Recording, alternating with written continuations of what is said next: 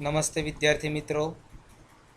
ધોરણ 8માં સામાજિક વિજ્ઞાન વિષયમાં આજે આપણે એકમ 2 આપણી આસપાસ શું તેના વિશે શીખવાના છીએ.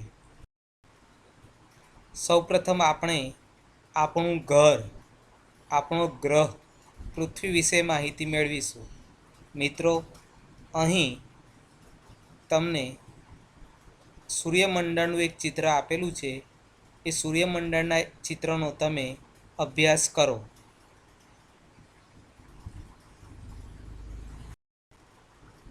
મિત્રો, આ સૂર્યમંડળનું ચિત્ર છે.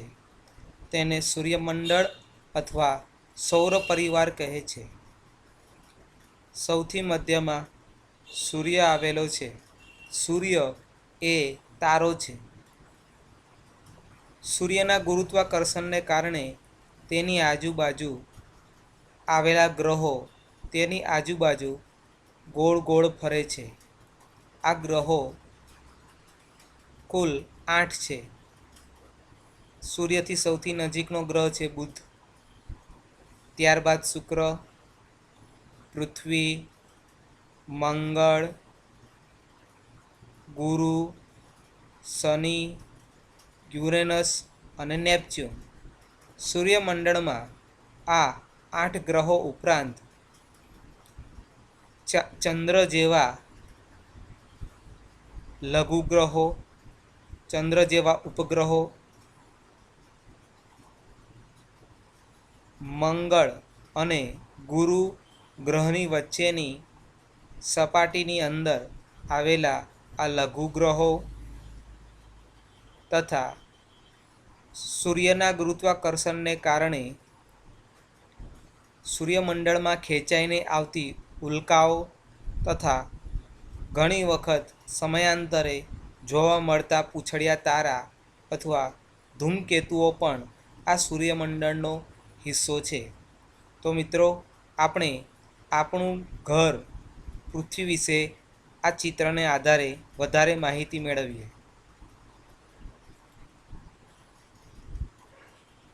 આપણું ઘર પૃથ્વી. આપણી પૃથ્વી એ સૌર પરિવારનો જ એક સભ્ય છે. પૃથ્વીથી સૌથી નજીકનો તારો એ સૂર્ય છે.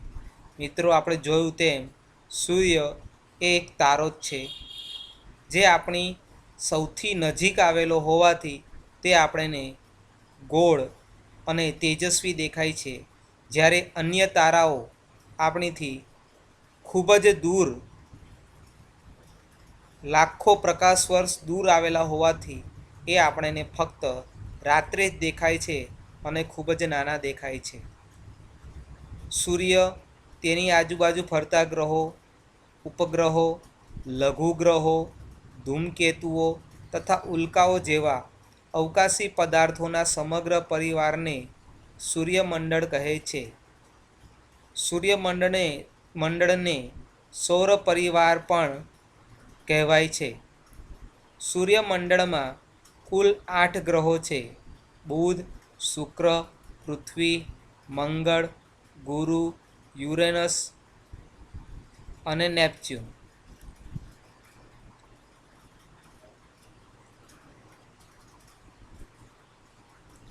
આપણી પૃથ્વી સૂર્યમંડળમાં શુક્ર અને મંગળ વચ્ચે આવેલી છે. અહીં તમને નીચે ચિત્ર આપેલું છે તે જુઓ. તો આપણી પૃથ્વી છે એ શુક્ર અને મંગળ એ બંને ગ્રહ વચ્ચે આવેલી છે. સજીવોને જીવવા માટે એવું અનુકૂળ તાપમાન, પાણી અને હવા માત્ર આપણી પૃથ્વીને જ મળેલા છે. અન્ય કોઈ ગ્રહને આ પ્રકારની અનુકૂળતા હોવાના નક્કર પુરાવા હજી સુધી મળ્યા નથી. મિત્રો, સૂર્યમંડળમાં સજીવોને જીવવા માટે એવું અનુકૂળ તાપમાન, પાણી અને હવા ફક્ત આપણો ગ્રહ પૃથ્વીને જ મળેલા છે. અન્ય કોઈ ગ્રહ ઉપર આવી સુવિધા નથી. તેથી આપણી પૃથ્વી ઉપર જ સજીવો વસવાટ કરે છે. અન્ય ગ્રહો ઉપર જીવન શક્ય નથી.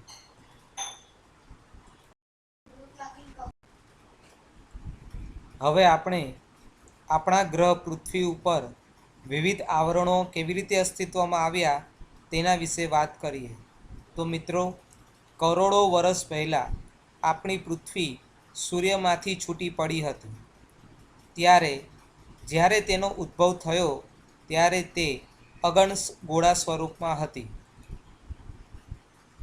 અહીંયા એક ચિત્ર આપેલું છે, તમે જોઈ શકો છો કે એવું માનવામાં આવે છે કે આપણી પૃથ્વી સૂર્યમાંથી છૂટી પડી હતી અને જ્યારે એ છૂટી પડી ત્યારે એ પણ સૂર્યની જેમ જ અગનગોળા સ્વરૂપે હતી.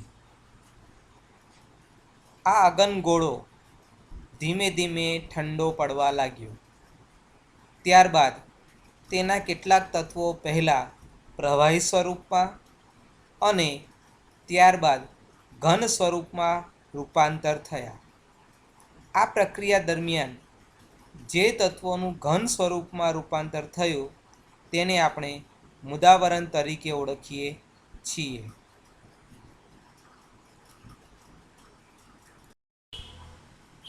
જે તત્વોનું પ્રવાહી સ્વરૂપમાં રૂપાંતર થયું તેને આપણે જલાવરણ તરીકે ઓળખીએ છીએ. જે તત્વો વાયુ સ્વરૂપમાં રૂપાંતર પામ્યા તેને આપણે વાતાવરણ તરીકે ઓળખીએ છીએ. વળી રહેવા માટે કઠણ પાણી, કઠણ સપાટી, પીવા માટે પાણી અને શ્વાસ લેવા માટે હવા મળી રહેતા આપણી પૃથ્વી ઉપર જીવસૃષ્ટિ વિકાસ પામી, જેને આપણે જીવાવરણ તરીકે ઓળખીએ છીએ. આમ મિત્રો, પૃથ્વી ઉપર 4 આવરણો અસ્તિત્વમાં આવ્યા છે. પૃથ્વીના મુખ્ય 4 આવરણો છે. પહેલું મુદાવરણ, બીજું જલાવરણ, ત્રીજું વાતાવરણ અને ચોથું જીવાવરણ.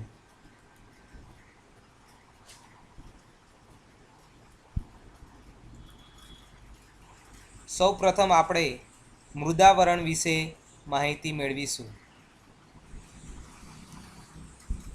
આપણે પૃથ્વીના જે ભાગ ઉપર વસવાટ કરીએ છીએ તે ભાગ મૃદાવરણ તરીકે ઓળખાય છે. મિત્રો, આપણે આગળ જોયું તેવી રીતે કે પૃથ્વી ઠંડી પડવાના કારણે જે ભાગ ઘન સ્વરૂપે અસ્તિત્વમાં આવ્યો હતો તે મૃદાવરણ તરીકે ઓળખાયો. એટલે મિત્રો, આપણે પૃથ્વીના જે ભાગ ઉપર રહીએ છીએ તેને આપણે મૃદાવરણ તરીકે ઓળખીએ છીએ. મૃદાવરણ 2 શબ્દોનો બનેલો છે, મૃદ અને આવરણ. મૃદ એટલે માટી અને આવરણ એટલે પડ. એટલે કે પૃથ્વીની સપાટી ઉપર આવેલા માટીના આવરણને મૃદાવરણ કહે છે. પૃથ્વીનો ઉપરનો પોપડો માટી અને ખડકો જેવા ઘન આવરણોનો, ઘન પદાર્થોનો બનેલો હોવાથી તેને ઘનાવરણ કે શિલાવરણ તરીકે પણ ઓળખાય છે. આ આવરણ પૃથ્વીની સપાટીનો આશરે 29% ભાગ રોકે છે. મિત્રો, મુદાવરણ એ પૃથ્વીની કુલ સપાટીના આશરે 29% ભાગ રોકે છે. આ પોપડો આશરે 64 થી 100 કિલોમીટર જેટલી જાડાઈ ધરાવે છે. આ ભાગ પર નાના મોટા પર્વતો, ઉચ્ચ પ્રદેશો, મેદાનો આવેલા છે. મિત્રો, આપણે જે પર્વતો જોઈએ છીએ, મેદાનો જોઈએ છીએ, ઉચ્ચ પ્રદેશો જોઈએ છે, રણ વિસ્તાર જોઈએ છે, એ બધું જ આ મૃદાવરણ પર આવેલું છે.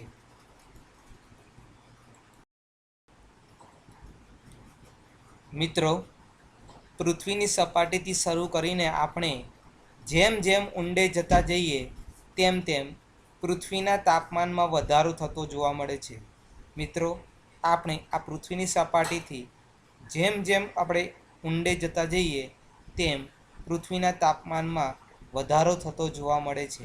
એટલે કે આપણે જેમ પૃથ્વીમાં નીચે જઈએ તેમ ગરમીમાં વધારો જોવા મળે છે. હવે આગળ આપણે પૃથ્વીનો જે ઉપરનો પોપડો છે તે ફાટી કેમ નથી જતો તેના કારણ વિશે આપણે જાણીશું. તો પૃથ્વીના આપણે મેગ્મા અથવા ભૂરસ કહીએ છીએ. મિત્રો, પૃથ્વીની પેટાળની અંદર મેગ્મા આવેલો છે. આ મેગ્મા એ ખડકોનો પીગળેલો રસ છે. તેને ભૂરસ પણ કહેવાય. ભૂ એટલે જમીન, જમીનનો રસ એટલે ભૂરસ અથવા આપણે મેગ્મા કહીએ છીએ.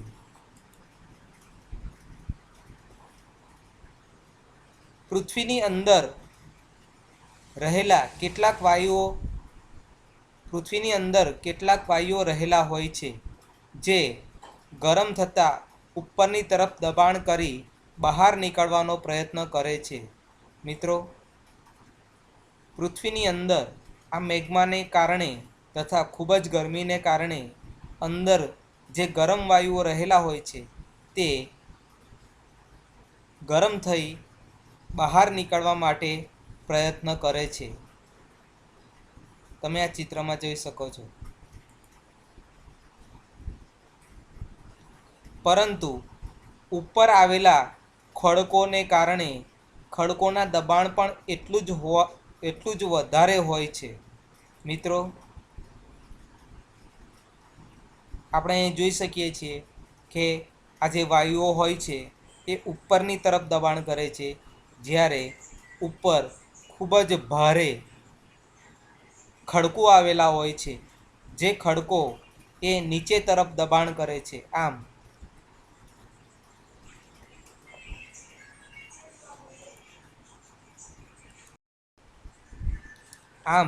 ગરમી અને દબાણ જેવા બળો એકબીજાને સંતુલિત રાખવામાં મદદ થાય છે. આમ ગરમી અને દબાણ જેવા બળો એકબીજાને સંતુલિત રાખે છે.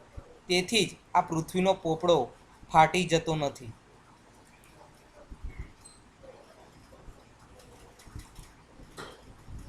હવે મિત્રો, આપણે આ પૃથ્વીનો પોપડો ફાટી જાય તો શું થાય? તો મિત્રો, જ્વાળામુખી ફાટે. તો આપણે આ નવું કારણ જાણીશું કે જ્વાળામુખી કેમ ફાટી પડે છે. આગળ આપણે જોયું તેમ કે પૃથ્વીની અંદર કેટલાક વાયુઓ રહેલા હોય છે જે ગરમ થઈ ઉપરની તરફ દબાણ કરી બહાર નીકળવાનો પ્રયત્ન કરે છે. પરંતુ ઉપર આવેલા ખડકોનું દબાણ એટલું જ વધારે હોય છે. આમ ગરમી અને દબાણ જેવા બળો એકબીજાને સંતુલિત રાખવામાં મદદરૂપ થતા હોય છે. જ્યાં આ સમતુલા જળવાતી હોતી નથી ત્યાં આ પોપડો ફાટી પડે છે અને જ્વાળામુખી ફાટી નીકળે છે. હવે મિત્રો, આપણે મૃદાવરણની ઉપયોગિતા વિશે શીખીશું. તો મિત્રો, સૌપ્રથમ મૃદાવરણ પર આપણે ઘર બાંધી શકીએ છીએ. પીવાના પાણીના સ્ત્રોતો મૃદાવરણ પર જ આવેલા છે. ખોરાક માટે ખેતી, ઉદ્યોગ ધંધા માટે જરૂરી ખનિજો, જંગલો, આ બધું જ આપણને મૃદાવરણમાંથી મળે છે.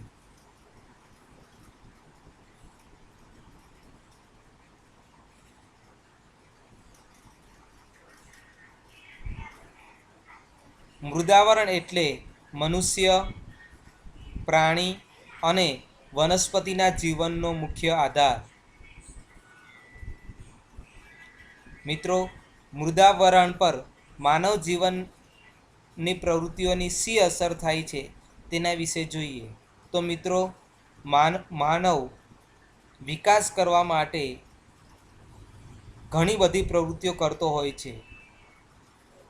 ખનિજો મેળવવા માનવી વધુ પડતું ખોદકામ કરે છે. ભૂમિગત અણુ પરીક્ષણો કરે છે. ખનિજ તેલ મેળવવા માટે ઊંડું સારકામ કરે છે તથા વધુ પડતા પાતાળ કૂવાઓ ખોદવાથી આ મૃદાવરણને જોખમ થાય છે. હવે આગળના વિડીયોમાં આપણે જલાવરણ વિશે શીખીશું.